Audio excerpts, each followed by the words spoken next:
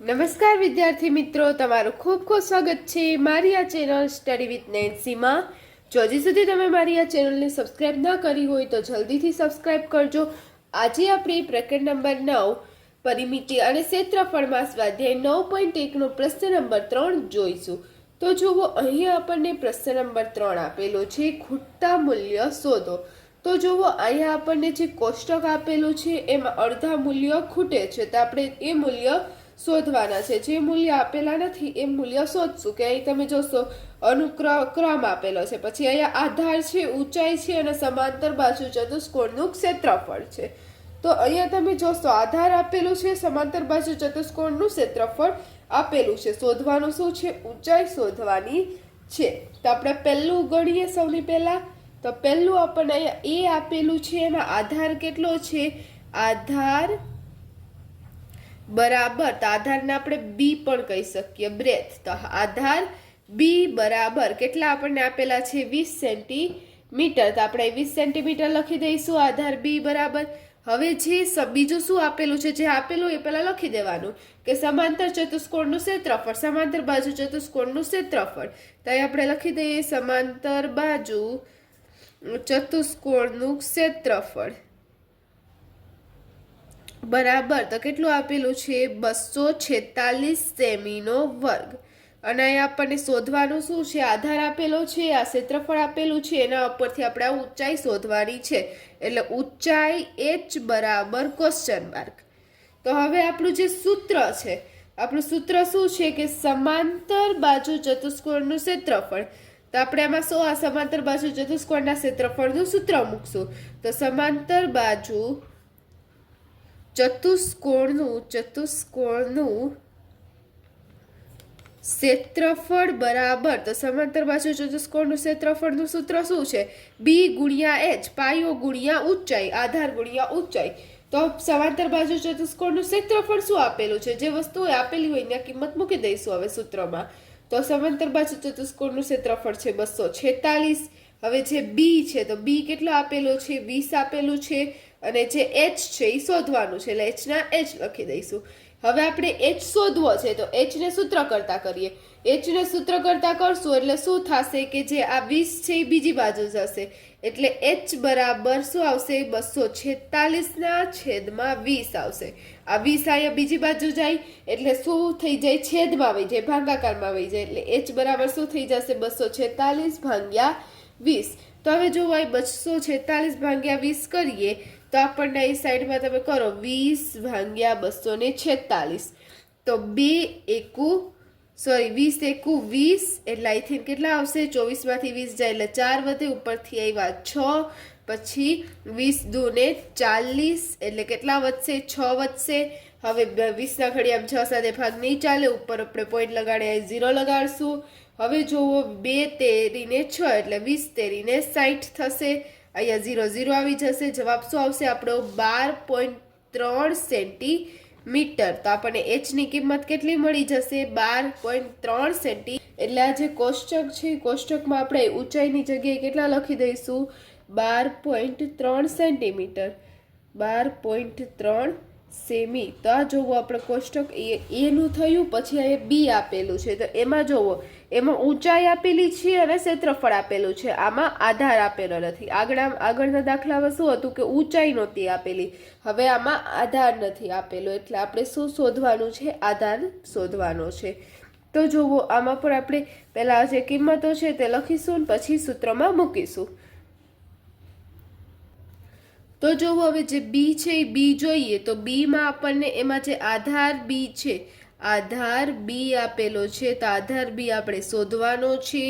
ઊંચાઈ આપેલી છે 15 સેન્ટીમીટર. ઊંચાઈ કેટલી આપેલી છે? 15 સેન્ટીમીટર. અને જે સમાંતર બાજુ ચતુષ્કોણનું ક્ષેત્રફળ છે, મેં ટૂંકમાં લખ્યું છે, તમે આખું લખશો કે જે સમાંતર બાજુ ચતુષ્કોણનું ક્ષેત્રફળ છે એ કેટલું આપેલું છે? 154.5 સેમીનો વર્ગ. તો હવે જુઓ, અહીંયા આપણને જે ક્ષેત્રફળ છે એ આપેલું છે, આધાર શોધવાનો છે, ઊંચાઈ આપેલી છે. ક્ષેત્રફળનું સૂત્ર મૂકીશું તો લખીએ માટે સમાંતર બાજુ ચતુષ્કોણનું ક્ષેત્રફળ, ચતુષ્કોણનું ક્ષેત્રફળ બરાબર, તો સમાંતર બાજુ ચતુષ્કોણના ક્ષેત્રફળનું સૂત્ર શું છે? આધાર ગુણ્યા ઊંચાઈ, એટલે આધાર એટલે બી અને ઊંચાઈ એટલે એચ, એટલે બી ગુણ્યા એચ. તો અહીંયા તમે જોશો બી કેટલા થશે, આધાર આપણને નથી આપેલો એટલે બી ના બી લખી દઈશું. અને જે ઊંચાઈ એચ, તો એ ઊંચાઈ કેટલી આપેલી છે? 15 સેન્ટીમીટર આપેલી છે, એટલે 15 લખશું. અને જે સમાંતર બાજુ ચતુષ્કોણનું ક્ષેત્રફળ છે એ કેટલું આપેલું છે? એ 154.5 સેન્ટીમીટર. હવે આપણે આ બી ની કિંમત શોધવી છે, એટલે બી ને સૂત્ર કરતા કરશું. બી ને સૂત્ર કરતા કરીએ એટલે 15 કઈ બાજુ? આ બાજુ આવી જશે, એટલે આપણે કરશું. એટલે હવે આપણે શું લખશું કે 154.5 છેદમાં 15 લખીશું કે 154.5 છેદમાં 15 બરાબર આપણને શું મળશે? બી મળશે. હવે અહીં આપણે પેલા ભાગાકાર કરીએ ને તો પોઈન્ટને અવગણવાનો, પોઈન્ટને નહીં જોવાનો, એમને આપણે ભાગાકાર કરી લેવાનો, પછી જે જવાબ આવે એમાં આપણે એક પોઈન્ટ લગાડી દેવાનો. તો હવે જુઓ 15 ભાગ્યા આપણે 154.5 કરીએ એટલે 1545 કરીએ, પોઈન્ટ પાછળથી લગાડી દઈશું એટલે 15 એકુ 15. હવે 0 આવ્યો, ઉપરથી 4 આવશે, 4 સાથે ભાગ નહીં ચાલે એટલે ઉપર 0 મૂકીને 5 લઈશું. હવે 15 તેરીને 45, એટલે 45 + 45 એટલે 0 0 આવી જશે, એટલે આપણો ભાગાકાર શું આવશે? 103. પણ 103 આપણે નહીં લખીએ કારણ કે એક સંખ્યા પછી પોઈન્ટ હતો, એટલે અહીંયા પણ આપણે શું કરશું? એક સંખ્યા પછી પોઈન્ટ લગાડશું, એટલે જવાબ શું આવશે? 10.3 બરાબર બી. એટલે કે જે આપણો આધાર બી હતો એ આપણને કેટલો મળશે? 10.3 સેન્ટીમીટર. એટલે ઉપર આપણું જે કોષ્ટક છે એમાં આપણે લખીશું કે જે બી માં આધાર બી ની કિંમત કેટલી મળશે? 10.3 સેન્ટીમીટર. હવે એના પછીનું સી છે, તો એમાં જોવું ઊંચાઈ 8.4 સેન્ટીમીટર આપેલી છે, જે ક્ષેત્રફળ છે 48.72 સેન્ટીમીટર આપેલું છે, અને આપણે શું આધાર શોધવાનો છે, તેમાં પણ આવી જ રીતે ગણશું. તો હવે જોવો સી આપેલું છે, સી માં આધાર શોધવાનો છે, એટલે આધાર બરાબર ક્વેશ્ચન માર્ક. ઊંચાઈ આપણને આપેલી છે, ઊંચાઈ બરાબર છે કેટલી છે? ઊંચાઈ 8.4 સેન્ટીમીટર. અને જે સમાંતર બાજુ ચતુષ્કોણ, સમાંતર બાજુ ચતુષ્કોણનું જે ક્ષેત્રફળ આપેલું છે એ કેટલું આપેલું છે? 48.72 સેન્ટીમીટરનો વર્ગ આપેલો છે. એટલે આમાં પણ એવી જ રીતે બધામાં એક જ સૂત્ર આવશે, સમાંતર બાજુ ચતુષ્કોણનું ક્ષેત્રફળ. સમાંતર બાજુ ચતુષ્કોણનું બધા કોઈ પણ દાખલો એ આધાર શોધવાનો હોય કે ઊંચાઈ શોધવાની હોય, આપણે પહેલા શું મૂકવાનું? ક્ષેત્રફળનું જે સૂત્ર છે એ સૂત્ર જ મૂકી દેવાનું કે સમાંતર બાજુ ચતુષ્કોણનું ક્ષેત્રફળ બરાબર, તો શું થશે? આધાર ગુણ્યા ઊંચાઈ એટલે બી ગુણ્યા એચ. તો અહીં ક્ષેત્રફળ કેટલું આપેલું છે? 48.72. 48.72 આપેલું છે, ગુણ્યા બી આપણે શોધવાનું છે એટલે બી ના બી લખશું. અને જે ઊંચાઈ છે એ કેટલી આપેલી છે? 8.4 સેન્ટીમીટર. માટે હવે છે 48.72 છે એને આપણે આમ લખી શકીએ 4872, અને આ જે 2 પોઈન્ટ છે એને કાઢીએ એટલે છેદમાં શું આવી જાય? 100 આવી જાય. હવે જે આ 84 છે એ 84 ને આપણે બીજી બાજુ લઈ જાશું, એટલે આ શું આવશે કે આ જે 8.4 છે એ ક્યાં આવી જશે? ભાગાકારમાં આવી જશે, એટલે આપણે આવી રીતે 8.4 લખશું બરાબર બી થશે. હવે માટે 4872, હવે આ છે છેદમાં 100 છે, એના છેદમાં 100. હવે 84 છે એને પણ આપણે પોઈન્ટ કાઢવું હોય તો કેવી રીતે કાઢી શકીએ કે આ જે 84 છે તો એ 84માં આપણે 84 નીચે લખશું અને ઉપર આપણે 10 લગાડી દઈશું, એટલે પોઈન્ટ કાઢીએ એટલે આપણે શું લગાડવાનું? 10 લગાડવાનું. એક સંખ્યા પાછી પોઈન્ટ છે એટલે 10. અહીંયા ઉપર બે સંખ્યા હતી એટલે આપણે 100 લખ્યા. હવે જોવો અહીંયા 0 અને 0 કટ થઈ જશે, અને 12 સત્તા કેટલા થશે? 84. 12 સત્તા 84 થશે એટલે 84 કટ થઈ જશે. હવે આપણે 12 ભાગ્યા 4872 કરીએ એટલે 12 ગુણ્યા 406 એટલે કેટલા થઈ જાય? 4872. 12 ને 12 કટ થઈ જાય એટલે શું આવે? 406. હવે 400 ઉપર તો 406 જ વધ્યા, હવે નીચે શું વધ્યા? 7 ગુણ્યા 10 એટલે 70. 406 ભાગ્યા 70. તો હવે આપણે જોવો ભાગાકાર કરીએ, 406 ભાગ્યા 70 કરશો તો તમને જવાબ કેટલો મળશે? 5.8 સેન્ટીમીટર. જો કરવો હોય તો આપણે આમ કરી શકીએ કે આ 70 ભાગ્યા 406.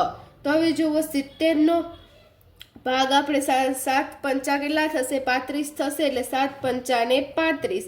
અહીંયા આપણે 0 લગાડી દઈએ, પછી 7 6 તો 42 થઈ જાય, એટલે 7 પંચા 35 સાથે જ આપણે ભાગ ચલાવવો પડશે. એની પાછળ એક 0 લગાડી દઈએ એટલે 70 નો ખડીયો થઈ જાય.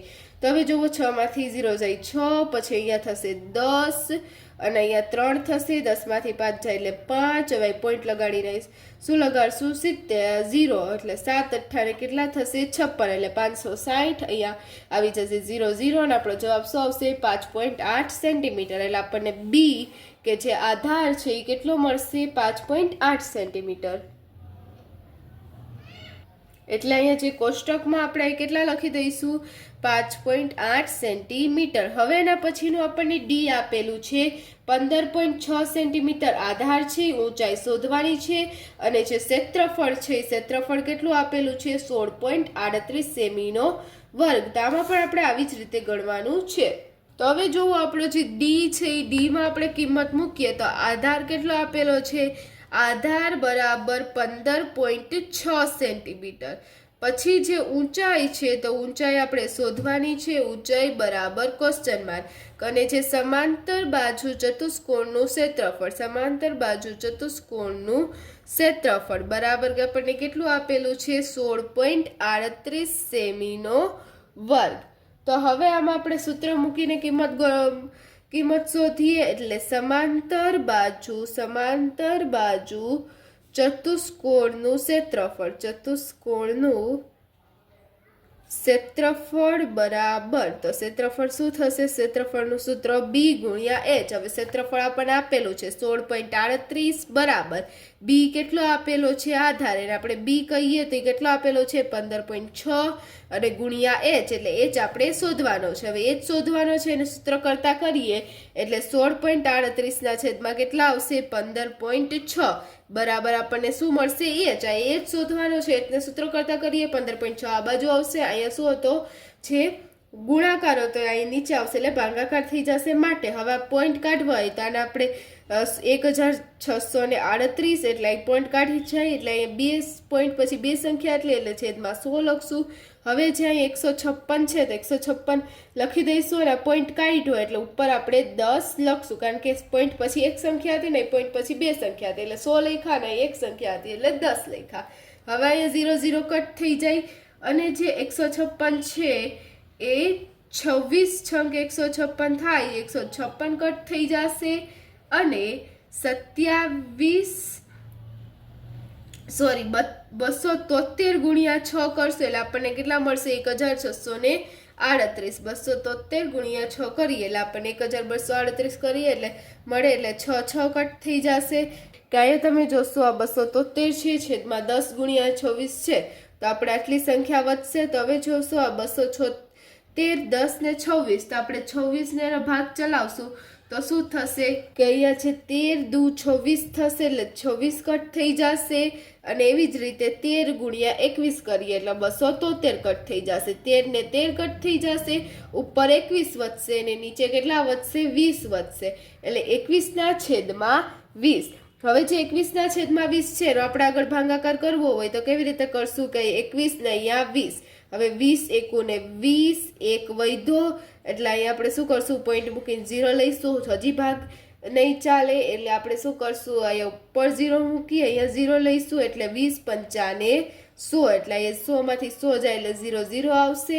એટલે આપણો જવાબ શું આવશે 1.05 સેન્ટીમીટર છે. ઊંચાઈ છે એ આપણને કેટલી મળશે 1.05 સેન્ટીમીટર.